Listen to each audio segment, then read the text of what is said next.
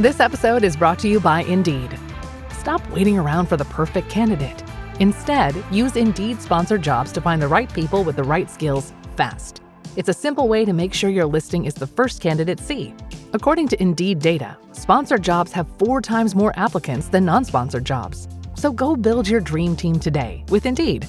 Get a $75 sponsored job credit at Indeed.com/podcast. Terms and conditions apply. It's tax season, and at LifeLock, we know you're tired of numbers. But here's a big one you need to hear. Billions. That's the amount of money in refunds the IRS has flagged for possible identity fraud. Now here's another big number. 100 million. That's how many data points LifeLock monitors every second. If your identity is stolen, we'll fix it guaranteed. One last big number. Save up to 40% your first year. Visit LifeLock.com/podcast for the threats you can't control. Terms apply. Hello and welcome to this episode of the Reset Podcast. I'm your host, Laura Mignot. This is part of my fabulous 29 Days of Magic series where I interview 29 phenomenal Black women for 29 straight days. And today I am delighted to have Christina Blacken, who's a speaker, facilitator, and the founder of a leadership development firm, The New Crow. She's amazing, and I can't wait for y'all to hear about her incredible story. So let's dive right in. Hi, Christina. Hi. I love that we have matching sweaters, sort of. I don't know if it... You know why? Because it's cold. It's like New York is not beating the Arctic allegations right now. It really is not. And it's really funny because it's become a thing with this series now because we're on video. I'm not knowing that you knew what I was wearing all these years, but now everyone sort of sees it and has asked me about the sweaters. And I'm like, well, one, it's to be very comfy, let everyone know that it's a warm, facilitating conversation that I'm having with you all, but also it's just cold. So, we're trying to be cute and cozy. Yeah. You're not, we got to be rational in these times. Thou shalt be rational. So it's like, this is not the time to wear the silk blouse with the low V-neck. No, cute sweaters. We're going to wear cute sweaters. So diving right into the very first question, which I'm sure you'll have an amazing answer for. Christina, what was your all-time favorite job? My all-time favorite job is working for myself, to be honest. I'm going to keep it a buck, right? I've been working for myself for the last 7 years. But if I was going to rewind time before I became an entrepreneur, it was working at a pretty large media company and doing a really interesting hybrid job where I was doing branded content and also doing sales around that branded content. So we would come up with these ideas and these stories to reach certain readers, and then brands would sponsor those stories. So it'd be things from like single moms to people who love video games and sports to Black news and culture.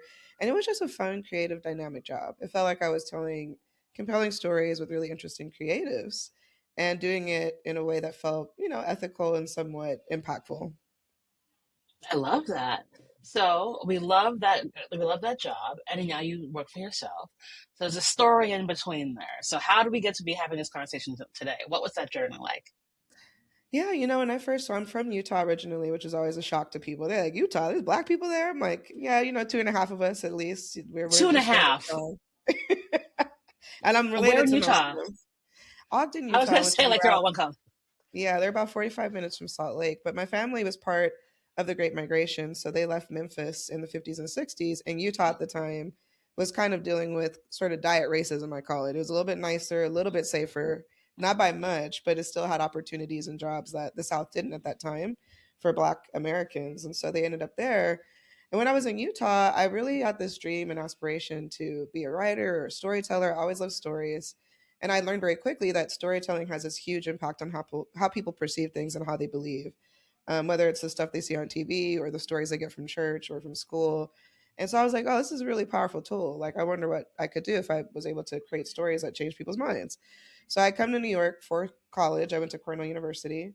And when I graduated, I was like, well, I'm not going back to the Mormons and Mountains because I don't know if that's going to be a fit for my career. So I ended up in New York City at a law firm, a litigation firm. And I thought, I'll do legal briefs and change the world one case at a time. And I ran into some pretty toxic culture, like most corporations have, a lot of hierarchy and rigid pecking order and a lot of limited stories around leadership and power. So from there, I moved into nonprofit after a while because I thought that would be a bit better. And I ran into the same problems. So I kept seeing that, we have these really rigid beliefs and stories around leadership and power and who can have a voice, who can be seen. How do we change that? And how does story play an impact on it? So I started doing research on story and its impact on belief and behavior, and started teaching around storytelling frameworks on the side while building, the new quo at the time. This was around 2014. And then I saved up what I called my fuck you fund. I don't know if you could bleep that out, or F you fund. That's what I called it. No, we literally allow that in here. We actually, I encourage it because honestly, fuck it all. So go ahead. Right. So I saved up that money, which is around $20,000 at the time. And I was like, once I save up enough to cover a bit of expenses for a few months, I'll quit my full time job and go into teaching storytelling as a tool for behavior change full time. So that was in 2019. And I was getting good momentum. I was getting some Fortune 500 companies. I'm moving along in terms of a model that's about teaching in person and helping people with story. And then the pandemic hit. So I was like, oh, it's not safe to be in person in a pandemic situation. So I ended up adding digital tools and webinars and other ways to reach people, and was able to scale the company to training 25,000 people in the last 7 years because of it. But it was one of those things where I was like, well, we're in this time where attitudes around bias and power and leadership are in kind of a tailspin. Like before, we had some positive support around 2020 up to like 2023. And then there was this huge backlash and setback. And so I've been navigating and pivoting through all of that. But I don't regret taking the path. I think if I hadn't done it, I wouldn't have been able to make the impact I've had or have the control of my time and the kinds of things I'm building and the ways that I live in integrity, where I really feel like the things that I do are really in line with my values, where before that was always kind of at odds. It's hard to do certain things in certain companies when they're built on certain policies that are just fundamentally inequitable and not great. I fully understand, girl. I mean, and it's interesting because we're at this, very unique moment where folks need to actually hear from intelligent women like you and be like, y'all want to make money or no? Because if you do, I can help you, and if you don't, then it's not gonna work for you. Right. That was one reason why I did it, because I was like, oh, I didn't realize if I was working just for myself and doing similar work, I could make triple the amount of money. Like I've been able to generate so much more income, multiple six figures over multiple years on my own in ways that I never would have been able to in a corporation because of just the way politics worked, the way that they like to increase salaries. Although, a side story, I did at one point ask for a 20% raise and got it at one of the companies, the media company that was like the last job that I had. I ended up finding out because all of our coworkers told each other on my team what we were making, because we were like, let's be nosy and transparent. Like, what you making? What you getting paid? And we all Right. found out that the least senior person on the team, who happened to be the only man on the team, was making like 20% more than all of us. And he had the least experience in the industry. And so I ended up putting a proposal together to advocate for my track record and the impact I had on the company and the things I wanted to do going forward that would be of benefit to them. And being like, hey, by the way, I would, love a 20% increase in my salary because it meets that. And my boss at the time was like, if you're going to ask for a raise, this is how you do it. So he ended up giving it to me, surprisingly. But I was like, oh, I'm being underpaid. So advocating for yourself and knowing your worth, especially because women of color are almost always chronically underpaid and undervalued, is so important. Even working for yourself, a lot of people who go on to their own do not charge the right prices. Their costs are too high. They get into these, living project to project without any kind of safety net or security. And so I always advocate to people, don't just willy nilly quit your job, create a financial structure that makes sense. And that's why I ended up saving up for 5 years before I quit and went on my own. I was building on the side and getting clients and testing products and doing market research and all those things while I had a full time job, which is kind of wild. I know some people are like, Ryan, when did you have time to lotion and eat your broccoli and like whatever? But I did balance it and make it work. I don't have all that energy now. I don't know if the pandemic sucked it away from me, but at least at the time I was dedicating about 20 hours a week outside of work to building a company slowly over time on my own accord. And so that's one path you could take, bootstrapping and self-funding and doing it on your own terms, which I think everybody should take a crack at to some degree, even if you're just having it be a small supplementary thing to your income. Because I think depending on one's sole income from an organization is very dangerous because they are fickle. And as we can see in terms of AI and the way the labor market is changing, people are being treated even more disposable than they were before. So you have to think about risk management and how you can take care of yourself and also still do good work. And it can't always be on one salary. It can't. It really can't. And it honestly doesn't matter how big your salary is, because there's so well, obviously we're seeing it right now.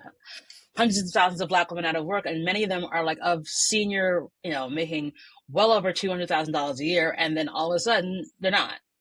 Yep. And then it's like, well, that was the only job they had, and it's like you didn't have that side hustle, one, because like life, uh, or the job they were having like didn't afford them the opportunity to even try to do that. So yeah, I think it's imperative that folks understand that they have other skills. Like, how did you kind of tap in to know that, like, oh, I'm Christina and I can do this, and this is a marketable skill? Well, it really started at the nonprofit because I got put in a position where I was building storytelling campaigns to motivate young people to get involved in social issues. So we'd build text messaging, storytelling, and email marketing and social media, where it was really groundbreaking 10 years ago to reach people that way. And we would put ideas and information into narrative format, and it would get people to do stuff. We were getting, I think at the time, by the time I finished my work, there was 300,000 young people that I had engaged with and motivated through story. So I was like, oh, this is a powerful tool that you can use for good and for bad. It's not a neutral tool. It could be applied either way. And when I started seeing how powerful that was and understanding the science behind it and the psychology of narrative and how it affects what people do and what they think, I then started to apply it to my own sort of conversational problems, relational problems, and really tweaking and refining my own methodology and framework. Because I was like, oh, I'm doing this for somebody else, for their passions and their campaigns and ideas. Why don't I apply it to the problems I care about, which is different kinds of power structures and organizations that really value people at a different level and encourages them to collaborate more effectively, especially if they're different from each other. Because I had seen time and again in every industry I worked in, people had a really hard time overcoming bias. They had a really hard time working with people who were different from them. And they tended to replicate the stories they learned about power, visibility, leadership that they learned for better or for worse from their personal experiences. And so, yeah, just experimenting in field work and then extending that through a lot of research, a lot of testing, a lot of just like trial and error and seeing where the trends were going. I saw that professional development was a really growing area. I had taken a couple of professional development trainings while being in corporate, and I was like, some of these are bad. Some of them are really boring, but they get paid a lot of money to come in and do some BS.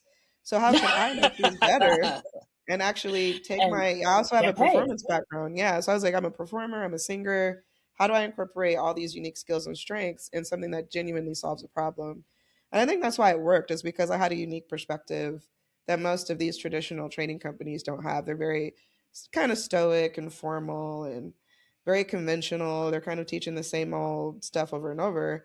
And I'm teaching completely different things while singing Mariah Carey. Like I'm just doing stuff that people are not expecting, and it actually is really why people engage with it. So I always tell people it's good to know what are your unique strengths and skills and how do you get clear on applying them to problems. So I knew like entertainment, engagement, humor, and then using research and evidence-based practices is a really unique combination, and that can help solve communication problems inside of organizations. And I just started testing it.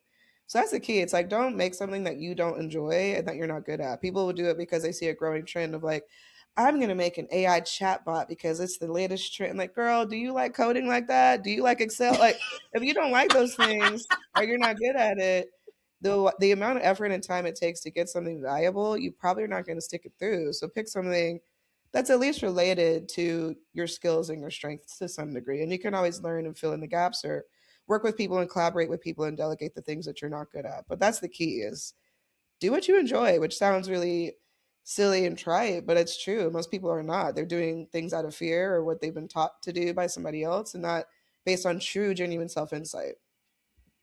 Um, Thank you for the sermon. Damn. Also, you casually mentioned that you sing like Mariah Carey. And I didn't say so like Mariah Carey. I'll be I singing some Mariah Carey. That's what I said. Not like. no, I don't want to because I'm like, overstate my skills. Okay, because I'm like, realistic. because I have now discovered that the people who know how to sing, I'm going to make them sing on the show. So we might come back to that before the end of the show. So like, Okay. there's your 5 minute warning. There's your 5 minute warning. We should sing the Black National Anthem. That's what we'll sing. No, you can sing. I cannot Oh, sing. we're not I, okay. We're I gonna do can't. a solo. No, this is not a duet. No, I can't sing across. I can't carry a note across the street in a bucket full of water. Like, no, how you say understand your strengths and weaknesses? I'm really good at talking. I can be kind of funny. I can be quite convincing. I can't sing for shit. See, that's self I insight. know So this. you're not going to build a vocal training company based on singing, right? That's the key. It's like, No. exactly. Know your strengths. Know your strengths. Listen, you all have our strengths. And, I think about, building that on your own and being a solopreneur for like almost a decade, it sounds like. And that is a hard ass road to go on. When you think about that and looking back on that, talk to me about a time when you had a challenge and you're like, there's no way I'm figuring this out. And then you did.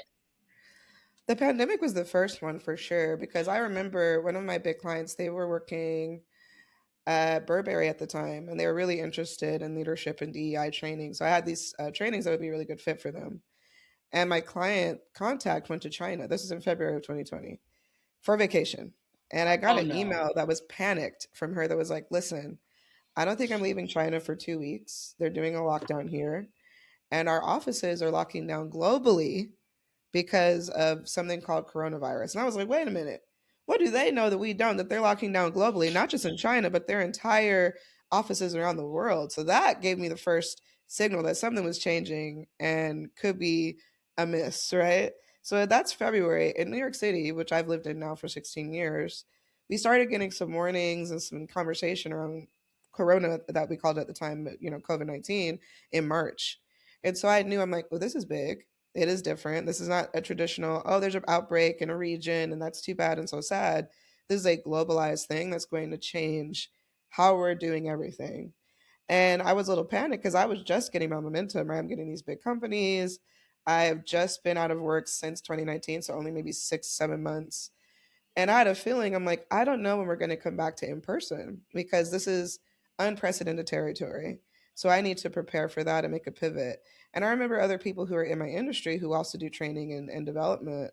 They were like, girl, we're going to be back by September. September 2020, we're going to be back in stages, back in conferences. Don't worry about it. Don't stress. I said, okay, you could sit here and keep it the same. I don't believe that. So that's why I started getting really savvy around digital tools. I started looking into learning management systems and building courses and pushing my skills. I had some background in that stuff, but I didn't fully know how to use LMSs at the time. And that pivot was really powerful because one of the largest clients I got was at the end of that year who wanted a course around DEI for their moderators on their social media platforms. And that was a huge project that I ran for 3 years after that. And I don't think I would have been able to do it if I had pivoted and thought, okay, here's the information that I have. I did what I call 360 planning, which is worst case, middle case, and best case scenarios, with triggers that indicate that scenario and the behaviors I would take going forward. So I was like, worst case, here's what I'm going to do. I'm going to give myself this much time, maybe 2 months, to collect information to see which one's panning out. Middle case, and I end up beating my best case at the end of it. But I was stressed because I was like, I could be completely closing the doors on this new company that I've just started because of a pandemic that no one really could predict. I mean, scientists had been ringing bells and alarms about a big pandemic for a while, but nobody was listening. Do we ever listen? We're always reactive as a No. species. There was no proactive planning. And so None, it none was really whatsoever. challenging. But I think it's important to be like, well, what do I have control over? What can I do? What tools can I use? How do I still meet the moment and the problems going on? And kind of going from there, and not just completely panicking and giving up, because we didn't have enough information to know what was going to happen. I think some people immediately assume the worst for everything. And that's not necessarily true, nor is it great to assume only the best is going to happen. You need a balanced perspective of being open and prepared for the best, the all right, and the amazing, right? So I think that's what really helped me is collecting information and trying to make plans from there. I'm kind of back in that pivoting again the last 2 years because of the backlash against DEI. So I do leadership development for corporations, nonprofits, and universities, but a lot of my work incorporates DEI principles and equity. And so all the DEI backlash that the organizations were afraid to do anything related to communications development work. And so a lot of my contracts are pulled or paused or canceled. And pivoting, I was like, well, I'll work with the public. If organizations aren't going to be committed to this and be 10 toes down as they should be, I'll go directly to the public. So I started working with New York City government, getting funding for events that were still DEI events. I just didn't call them that. And it was storytelling Right. events to get people to learn about each other's backgrounds and to be connected and overcome bias and all this stuff. And started writing weekly essays for a paid community around equity education. So I'm like, I'm going to pivot and go where I need to and position it how I need to still survive the moment. And we'll see how it all turns out. I mean, I feel good about the direction I'm in, but it's still one of those things of how are you reacting to the big social, political, and economic shifts in the world, and looking forward and looking ahead, but not necessarily just giving up and throwing in the towel, because I don't think that's a great use of time either. I think some people give up very easily and don't realize like the setbacks are part of it. I know a friend who's been in the DEI space for 20 years. And when Trump in 2020 in 2016 in his first term had signed some executive orders slashing all government spending on DEI, he lost like 90% of his business at that time. And he rebuilt it and was able to kind of weather it. But most of his clients were government. And so you never know. Like you could be smooth sailing for 25 years or something, and then one order, one Not executive anymore. policy can completely take away the foundation. So it's always like be ready to pivot, collect information, and thoughtfully plan for all scenarios before you just make a big assumption and a huge knee jerk reaction. Yeah, it's like, if you stay ready, you don't have to get ready. That's right. Uh, That's just right. like just keep it. Always have like a backup plan of a backup plan of a backup plan. So plan A, plan B, plan C, and plan Z. And plan Z might be the most painful one, but at least you know that that is okay, the Yep. option. Yep. Um, and it takes a lot of mistakes before you realize how important plan Z is. Because, girl, I've been there. Exactly. and, and, thinking about, having this like smart, practical way of understanding the world that we're in right now. What advice would you probably give to like 18-year-old Christina? I would tell the 18-year-old, I'm kind of doing it now because I'm teaching as an adjunct at Queens College, and most of my students are probably like 19 or 20, and I'm teaching strategic management and leadership there. And I would say it's important to understand that most of the things that we thought would always be permanent may not be. And so it's important to invest in yourself as a brand and as an independent individual who's giving out your skills and your ideas to organizations, but they do not have all the power. They're not more valuable than you. And don't make choices based out of the fear that you have to do these things or you must be aligned to certain stuff, because I think a lot of young people feel like I don't have a voice, I don't have any power, and that's absolutely not true. They have tons of power, especially collectively. And now in our world where information is democratized and sent with the touch of a button, there's so much more that they can do creatively to be able to build visibility and impact and have a really unique and dynamic career that's not just tied to a prestigious title or an organization that may not be around in a few years anyways. They may be defunct. All these traditional long-term legacy companies who do not adapt to the changes that are happening, who refuse to acknowledge a multicultural world, I think are going to be left behind. They're going to go extinct like the dinosaurs, possibly. So, hooking your career to organizations that don't pivot or manage change well, I don't think is very healthy or smart either. And a lot of them, I think, already know that and understand that because they're coming into an economic environment that's very different than most previous generations. And they need to be creative and thoughtful. And also, a big thing, too, is to become a really good writer and a good speaker. Because with generative AI, already people are delegating away their task and their voice around writing and compelling arguments and influence and persuasion, which is a huge part of building any kind of thing in the world, whether you work for yourself or not. So I'm like, please don't delegate away your brain to a generative algorithm that's homogenous, full of plagiarism, typically, usually wrong because it's hallucinating, and is essentially going to take away your skill of being able to have a unique, interesting, compelling perspective and voice that could take you so far in anything that you're doing. And so, yeah, becoming a strong writer, storytelling, really, that narrative stuff I was talking about, it's power. And if you become good at it, you become powerful. It's so important. I mean, I think about like my mom used to make a joke that I used to tell a lot of stories when I was little, to get me out of trouble. I was uh, I was the youngest and the only girl. Like, I had to find some way to get out of That trouble. sounds about right. Sounds about right. So and nothing has changed. This is what I do. Like the very first award I won in the industry was being Storyteller of the Year, and it came from this podcast, which I had no idea was a thing that I could even know how to do.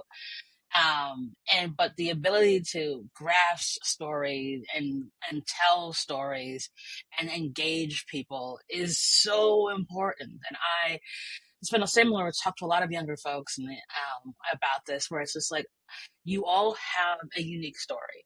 Everyone does. If you stand on a street corner in New York City at any given time of the day, and it's a 4-way crosswalk, every single person at every single corner has a reason as to why they're standing there right now. There's a story behind every single person. So everyone's got something to tell and to share. And learn how to say that, whether it's with your voice, whether it's with your writing, whether it's on video, whatever it may be, whether it's music. There is something so rich about it, and I want more folks to see that, like, and not ceding it to AI and being like, let AI do all the things for me. Like, yes, it can be much helpful, and a lot of the menial tasks that like are like minutia, I can understand you using it to reduce those, but don't sacrifice your voice for technology. Like, that is not the way this world's gonna. It's not gonna have you stand out. And I think about my own career, like, people know my voice. It's like That's it is what it exactly is. it. Yeah, I'd say the same, very similar, that we all have a really unique story and cultural and ethical wisdom from our lived experiences that can do so much in terms of solving problems and building meaningful relationships and collaborations. And the more that people understand that, the more they realize that, like, oh, you just because you have a certain title and look a certain way doesn't mean you're more valuable than I am. I have insights and value too. And that's really important because a lot of people go into these systems that are full of hierarchy where they feel like if I'm not at the very top of that structure with the CEO title, I don't matter. And that's absolutely not true. And I think the quicker somebody gets out of that mentality, the better. The better that they own and understand the power of their story. And you're so right about that. And speaking about owning your story, what's one thing you think you're really grateful for today? I'm really grateful for friendship. I think a lot of my life has been supported and amplified and changed through really meaningful friendships because these are people who've seen me, fooled me, who understand my story, who embrace it, who value me for me, not just what I do for them, but genuinely who I am and how I show up in the world and how I light up a room or not or whatever. And I'm grateful for that because I think in a time right now where people are more isolated than ever before, there's studies that 1 in 4 men don't even have a close friend, a single friend. Friendship is a really valuable asset to living a full, meaningful life. And we're in a society that doesn't always value friendship a lot or community. And I do think it's a powerful tool for doing anything you want in your life, whether that's building a company or moving forward in your career or just having fun and pleasure and joy or support for when you have hard times.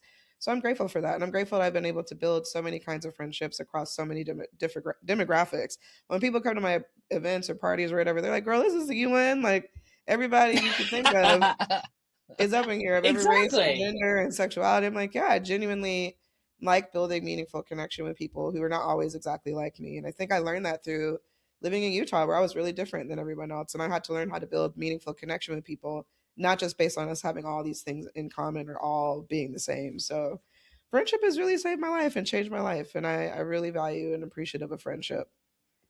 Oh, I love that. Girl, you're amazing. So, last question for you. Do you have a give or an ask of the audience? The Give is a book called This Her Flesh by Cole Riley. I guess her full name is Cole Arthur Riley. And I think This Here Flesh is an incredible book about the power of your story. It's a memoir about her family and the challenges and setbacks that they went through as a Black American family in the US, but also this deep joy and insight and wisdom that they gained and how it's kind of shaped the direction of their lives and how they move in the world and the values that they live by. And it's just incredibly written. It's so beautifully written. I would say she's like the James Baldwin of our time. But it's a book that will probably change your perspective going forward and make you feel a lot of gratitude about maybe your own story, your own journey, your own family. And then an ask, I'm a writer. I love writing and really curating ethical and cultural wisdom for pop culture and history and social justice books. I also write a little poetry because I think I'm a beatnik now or whatever. So if you want to get access to those essays, if you're interested in reading information that really can help you practice social justice values in a meaningful way, consider joining my learning community. And you get more information about that at bit.ly/T&Q community. And the T and Q is in all caps.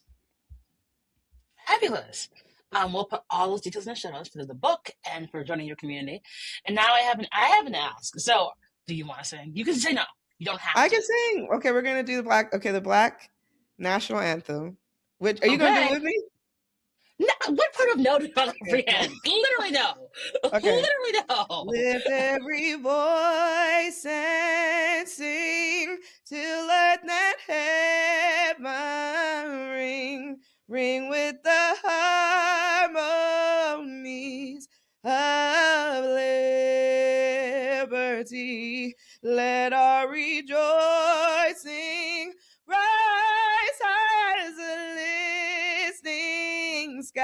skies, let it resound loud as a rolling sea. That's just a tiny little bit of it. It's pretty incredible. See, like I said, couldn't do that to save my life. Gun to my head, could not do that. So thank you so much. Christina, you are like just a fountain of incredible wisdom and in a younger body. It's amazing. And every time I talk to you, I feel like I'm smarter.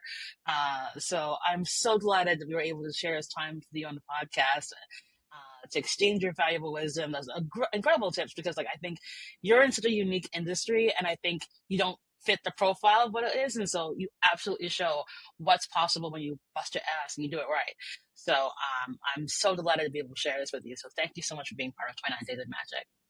Thank you. I appreciate being able to have the conversation and for you making space for people to share and own their stories. I think this is part of the power too, is we have to create spaces to own our story and tell it before somebody tells it for us. So thank you for doing that. Awesome. And that is our show.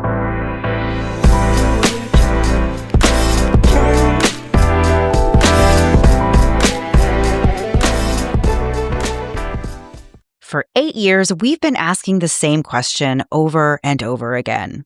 How did this happen? My name's Mandy. And I'm Melissa, and we're the hosts of Moms and Mysteries, the true crime podcast with over 55 million downloads. We're two Florida moms who are obsessed with mysteries. Each week, we do deep dives into fascinating true crime stories. We cover everything from infamous cases like Casey Anthony to the bizarre and complex crimes right here in our home state, like the shocking murder of FSU professor Dan Markell. We bring you the facts, but with warmth and wit you'd only get from two friends who have been hooked on mysteries since childhood. Join us for new episodes of Moms and Mysteries every Tuesday and Thursday. Listen to Moms and Mysteries on Apple Podcasts, Spotify, or wherever you get your podcast. From the parents behind Law & Order comes a mystery the whole family can enjoy. Patrick Picklebottom Everyday Mysteries. Step into the whimsical world of Patrick Picklebottom, a precocious 11-year-old with a love for reading and an uncanny ability to solve mysteries. Inspired by the beloved children's book of the same name, this podcast vividly brings Patrick's tales of deduction and everyday adventures to life as he unravels baffling enigmas and solves clever cases. Patrick Picklebottom Everyday Mysteries is perfect for kids and is just as entertaining for grown-ups who love a good mystery. The whole family can listen now wherever you get your podcasts.